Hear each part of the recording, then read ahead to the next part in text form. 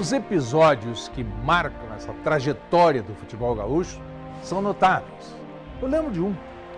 Certa ocasião, a seleção brasileira veio jogar aqui um jogo que, porque não havia convocação de jogadores gaúchos, se fez uma rivalidade e transformou-se num jogo. Foi empate, um jogo maravilhoso, um jogo inesquecível. Brasil, campeão pan-americano, é gaúcho.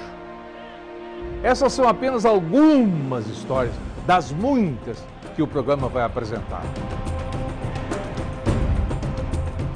Não saia daí!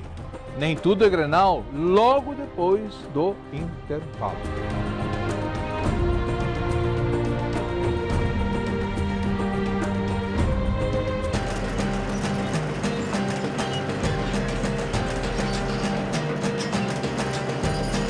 O estádio do Esporte Clube Internacional está em obras, às vésperas do Campeonato Mundial de Futebol. Estamos em 2014, mas poderíamos estar no ano de 1950. Não é a primeira vez que lemos essas manchetes. Não é a primeira vez que o maior campeonato de futebol do mundo está prestes a se confundir com a história do futebol gaúcho.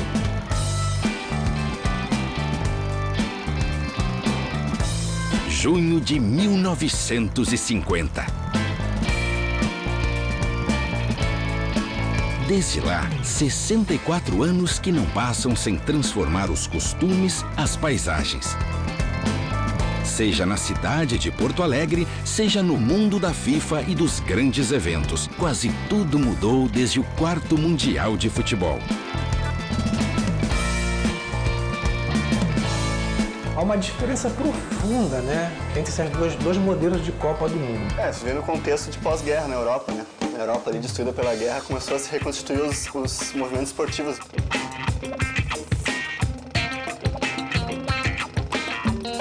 Como a Europa ainda estava se reconstituindo economicamente, pensando em trazer para a América do Sul, o Brasil apareceu como candidato natural.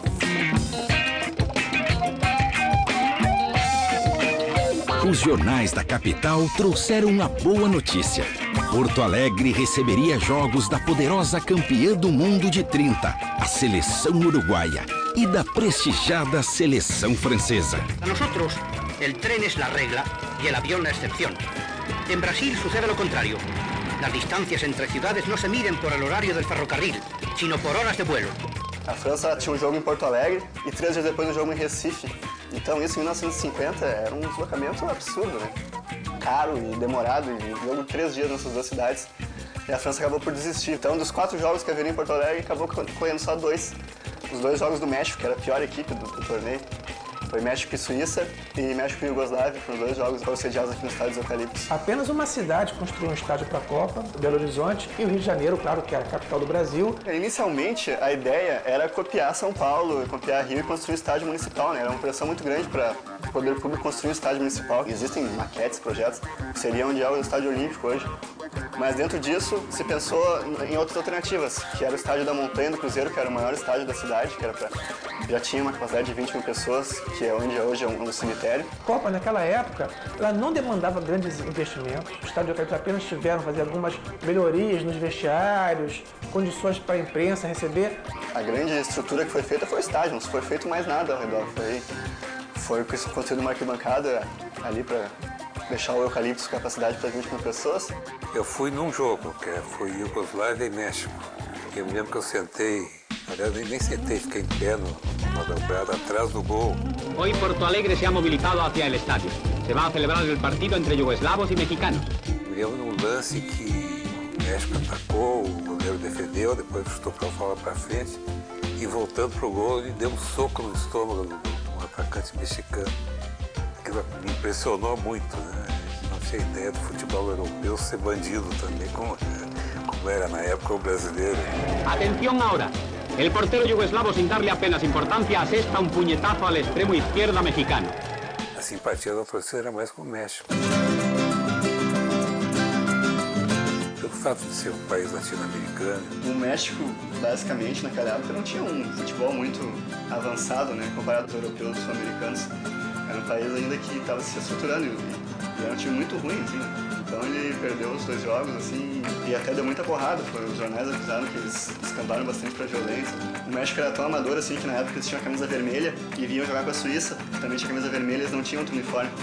Eles tiveram que pedir ajuda. Aí chegou na hora do jogo lá, naquela época não tinha essa fartura de fardamento. Aí os camisas eram iguais, né? Aí o Cruzeiro emprestou a camisa. Por azar, o time do Cruzeiro perdeu.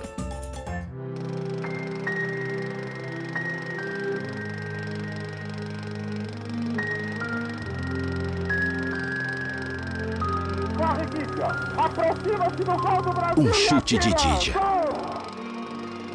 Uma falha de Barbosa. E um silêncio eterno. Da final desta Copa, muito já foi contado. Mas o que restou da seleção brasileira logo depois? Pouca gente sabe que entre a maior derrota do nosso futebol em 50 no Maracanã e a nossa primeira grande vitória em 58 na Suécia, houve um título inesquecível para a história do futebol gaúcho.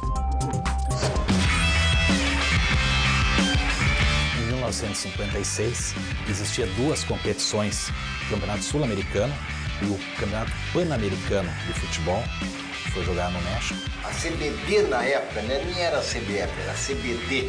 A CBD na época disse, agora os gaúchos vão representar. E foi uma grita geral. O presidente da federação na época colocou à disposição da CBF, digamos, uma seleção gaúcha para disputar o Campeonato Pan-Americano.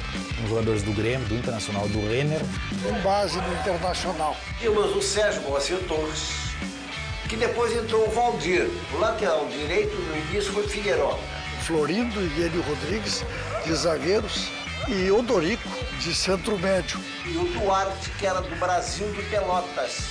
E o Enio Andrade foi para meia, fiquei como reserva do Enio. Larry era um centroavante de recuo, tinha Luizinho e Chinesinho, 2 ponteiros que voltavam, e atacante puro, um só, que era Bodinho. No futebol gaúcho, eu acho que foi o Teté, o homem que trouxe esta noção dos ponteiros de recuo, de um meio-campo recheado, proteção ao sistema defensivo.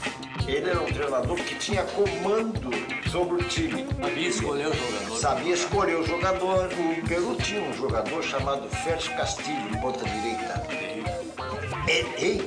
Era um cara que assim, ele driblava tanto quanto o Garrincha e tinha velocidade. De repente, faltando alguns minutos para terminar a partida, o Félix Castilho pegou uma bola pelo lado esquerdo e veio e passou por todo mundo. Quando ele estava entrando pela linha de fundo, pela risca da linha de fundo, o Moura, que foi lá para atender um jogador nosso, não sei se foi um goleiro ou coisa assim, quando o Félix Castilho passou na frente dele, ele tirou a maleta. Atirou a maleta e o Félix Castilho tropeçou e caiu. Olha, eles queriam matar o Moura.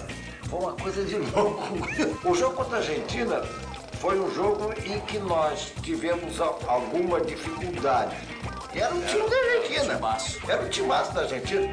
Então, com a camisa da seleção brasileira, né, só de jogadores do Rio Grande do Sul, foi lá e foi campeão do Campeonato Pan-Americano. Trouxe para o Brasil esse título. Foi uma campanha realmente maravilhosa e que até hoje o centro do país não ressalta o que foi aquela campanha da seleção brasileira em 1956 com os gaúchos. Puxa, que campeonato!